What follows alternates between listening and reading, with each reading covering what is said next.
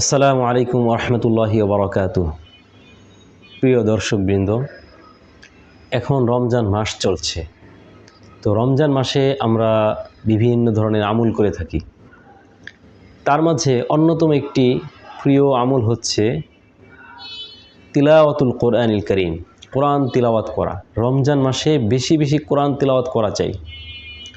কারণ হচ্ছে রমজান মাস, এই রমজান মাসেই কিন্তু পবিত্র কোরআনে কারীম আল্লাহ রসুল সাল্লাল্লাহু আলাইহি ওয়াসাল্লামের উপর অবতীর্ণ হয়েছিল।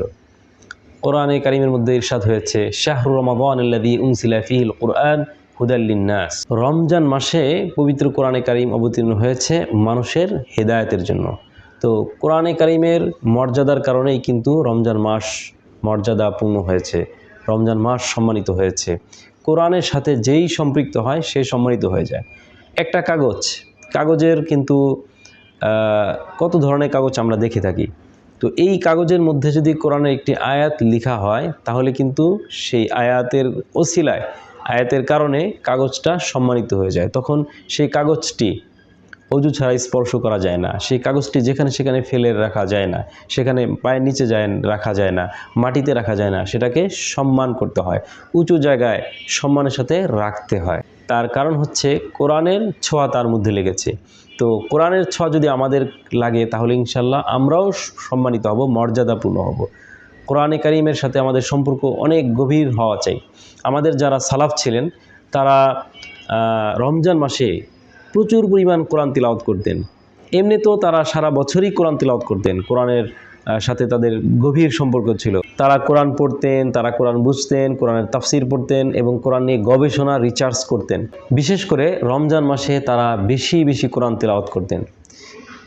হানাফি মাযহাবের ইমাম আবু হানিফা রাহিমাহুল্লাহ তাআলা, আল ইমামুল আযম আবু হানিফা রাহিমাহুল্লাহ, তিনি রমজান মাসে 61টি কোরআন খতম করতেন।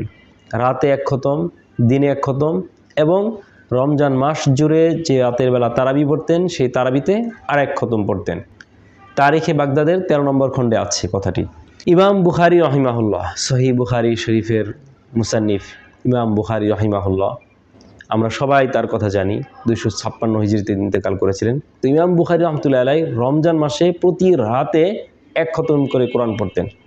আল বিদায়া ওয়ান নিহায়ার 11তম খণ্ডের মধ্যে আছে, এবং সিয়ারু আলামিন নুবালার 6 নম্বর খণ্ডের মধ্যে আছে। আবু কাতাদা রহমতুল্লাহি আলাইহি পুরো রমজান মাসে প্রতি 3 দিনে 1 খতম করতেন, এবং শেষ দশকে প্রতিদিন 1 খতম করে কোরআন তিনি পড়তেন। তো আমাদের সালাফ, তারা ইলমি চর্চায় কি পরিমাণ ব্যস্ত ছিলেন। তারা সারাদিন রাত ইলমি চর্চা করতেন, ইলমি গবেষণা, রিসার্চ, তাহকিক, তাসনিফের কাজে ব্যস্ত ছিলেন। এরপরও তারা কোরআনকে কখনো ভুলেন নাই। চিন্তা করা যায় যে প্রতিদিন 1 খতম করতেন, প্রতি রাতে 1 খতম করতেন, এত তারা কোরআনকে ভালোবেসেছেন।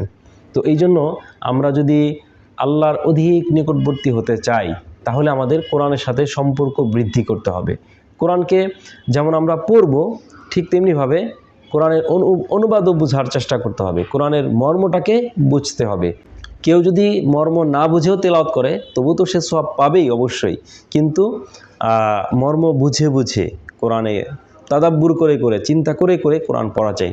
যাদের যোগ্যতা আছে, দক্ষতা আছে, কোরআন পড়তে জানে, বুঝতে জানে, তাদের উচিত কোরআন তেলাওয়াত যখন করবে তখন তার অর্থের দিকে খেয়াল করা, কোরআনের তাদাব্বুর করা চাই। আর যারা বুঝে না, তাদের উচিত আরবি ভাষাকে শেখা এবং কোরআনের অনুবাদকে বোঝা, কোরআনের তাফসির বোঝা, কোরআনের জ্ঞান চর্চা করা। আল্লাহ রাব্বুল আলামিন আমাদের সকলকে বেশি বেশি কোরআন তেলাওয়াত করা তৌফিক দান করুন।